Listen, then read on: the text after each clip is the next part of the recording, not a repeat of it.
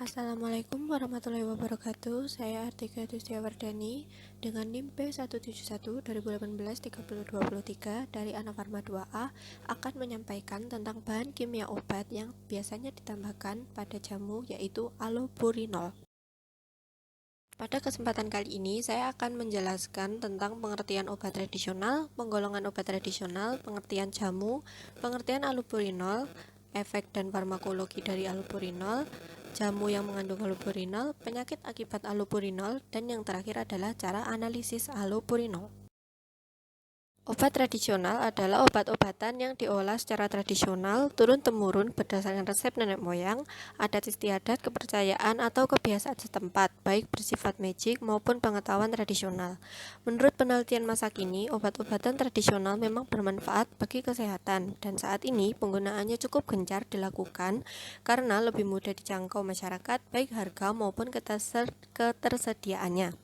Obat tradisional pada saat ini banyak digunakan karena menurut beberapa penelitian tidak terlalu menyebabkan efek samping karena masih bisa dicerna oleh tubuh. Selain itu, obat tradisional juga terbuat dari bahan-bahan tradisional pula yang biasanya berasal dari akar, rimpang, batang, buah, daun, dan bunga dari tanaman herbal.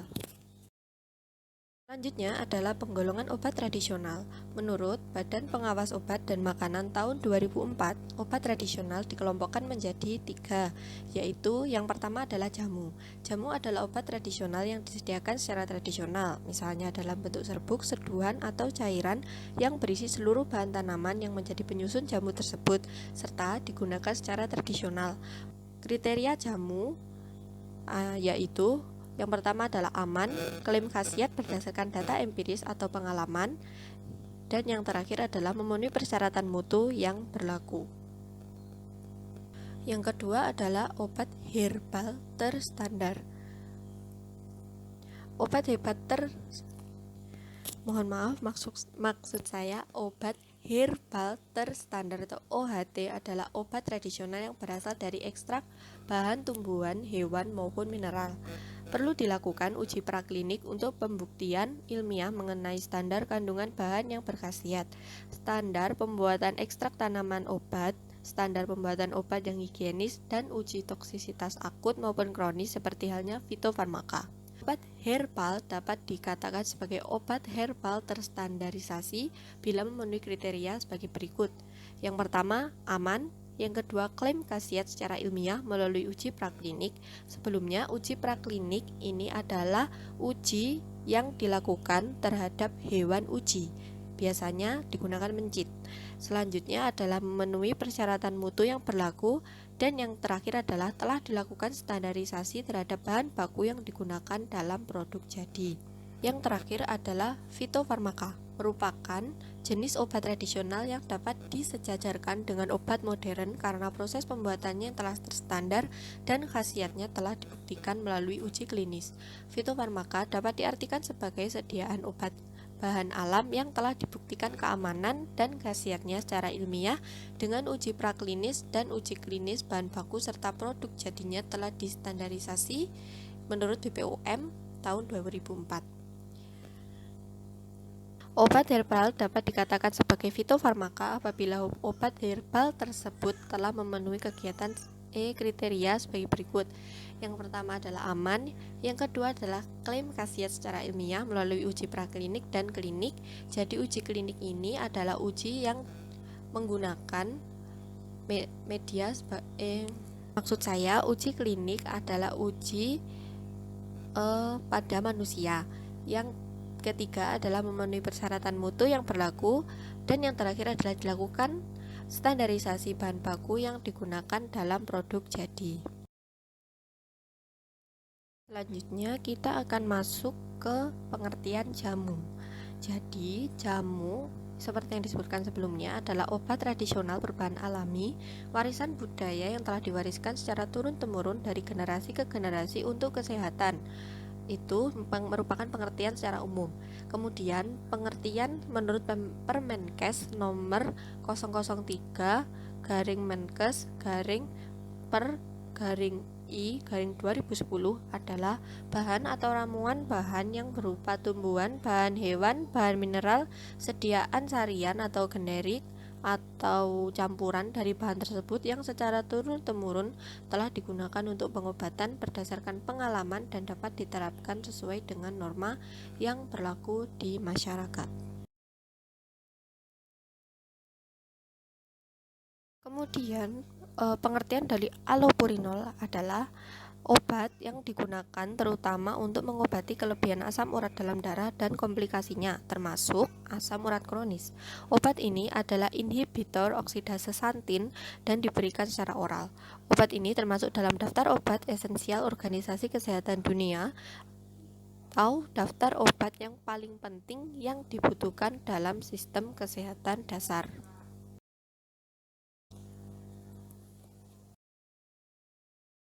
Selanjutnya adalah farmakologi dari allopurinol. Jadi yang pertama adalah bekerja terhadap katabolisme purin tanpa mengganggu biosintesisnya. Yang kedua, allopurinol dan metabolitnya oksipurinol atau allosantin menghambat sintesa asam urat sehingga menurunkan produksi asam urat dengan menghambat reaksi biokimia sesaat sebelum pembentukan asam urat. Yang ketiga, secara struktur merupakan analog purin alamiah yaitu hiposantin. Yang keempat, bekerja sebagai penghambat santin oksidase yaitu enzim yang berperan dalam perubahan hiposantin menjadi santin dan dari santin menjadi asam urat sebagai produksi akhir metabolisme purin pada manusia. Yang terakhir adalah allopurinol mencegah atau menurunkan endapan asam urat karena menurunnya konsentrasi asam urat dalam darah dan urin sehingga mencegah terjadinya gout, artritis, dan urat nefropati. Jamu yang mengandung allopurinol menurut penelitian Siti Rahmatullah DKK pada tahun 2018, jamu yang banyak mengandung allopurinol itu adalah jamu asam urat. Jadi jamu yang diduga positif berdasarkan metode KLT dan perbandingan RF adalah jamu dengan merek Musehat, asam urat flu tulang mahkota dewa, dan yang terakhir obat sidomanjur asam urat. Selanjutnya adalah penyakit berbahaya yang disebabkan oleh allopurinol. Jadi, menurut Lexicon Drug Information, kasus penyakit akibat allopurinol harus mendapat perhatian tersendiri mengingat organ tubuh vital yang menjadi sasarannya. Dan penyakit tersebut adalah kasus hepatotoksisitas reversible telah dilaporkan. Jadi peningkatan serum alkalin fosfatase atau transaminase telah diamati meski tanpa gejala. Tanda-tanda gejala hepatotoksisitas dan evaluasi fungsi hati terjadi. Tes fungsi hati secara berkala direkomendasikan selama tahap awal terapi pada pasien dengan gangguan hati yang sudah ada sebelumnya. Kemudian yang kedua adalah hipersensitivitas. Allopurinol telah dikaitkan dengan reaksi hipersensitivitas dalam beberapa kasus. Ruam kulit dapat diikuti oleh reaksi hipersensitivitas yang lebih berat, termasuk lesi eksfoliatif, urtikaria, dan purpura. Kemudian ada sindrom Stevens-Johnson atau SJS, ada vaskulitis generalisata, dan atau hepatotoksisitas irreversible. Selanjutnya adalah metode analisis kuantitatif yang saya ambil dari jurnal yang berjudul Pengembangan dan Validasi Metode Analisis Allopurinol Tablet dengan metode absorbansi dan metode luas daerah di bawah kurva secara spektrofotometri ultraviolet. Yang pertama adalah pembuatan larutan induk. Dengan cara ditimbang seksama 100 mg allopurinol dimasukkan ke dalam labu ukur 100 ml. Kemudian dilarutkan dengan HCl 0,1 normal dan disonikasi selama 15 menit. Kenapa dilarutkan dengan HCl 0,1 normal? Karena menurut jurnal ini bahwa pelarut yang merupakan pelarut terbaik untuk melarutkan allopurinol adalah HCl 0,1 normal yang kemudian disonikasi selama 15 menit. Proses sonikasi tersebut adalah untuk mempercepat proses pelarutan allopurinol ke dalam larutan.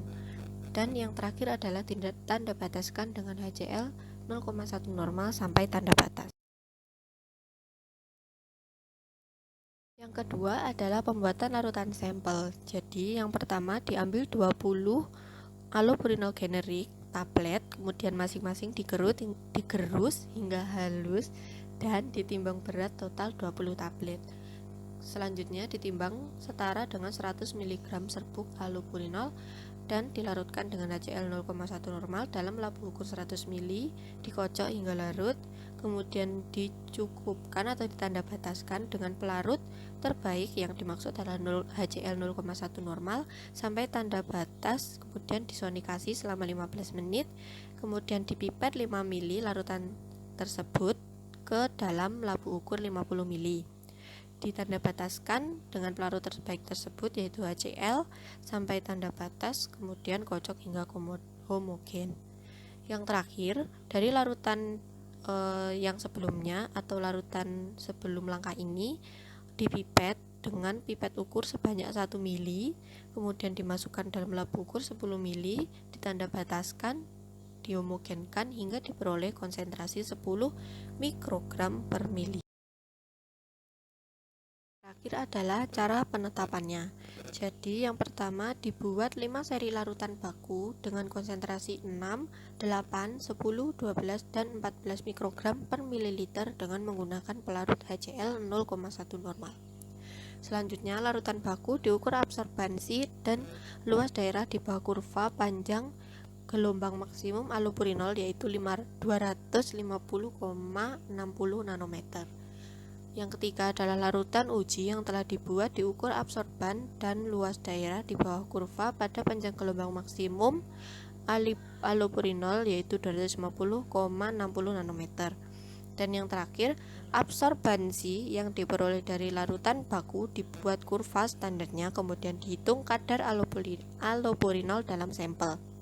Jadi kurva standarnya itu tadi kan diperoleh Y sama dengan AX plus B. Nah dari persamaan Y AX plus B, Y sama dengan AX plus B tersebut dapat kita hitung kadar allopurinol dalam sampel. Sekian materi yang dapat saya sampaikan. Apabila ada kurang lebihnya saya mohon maaf. Terima kasih. Wassalamualaikum warahmatullahi wabarakatuh.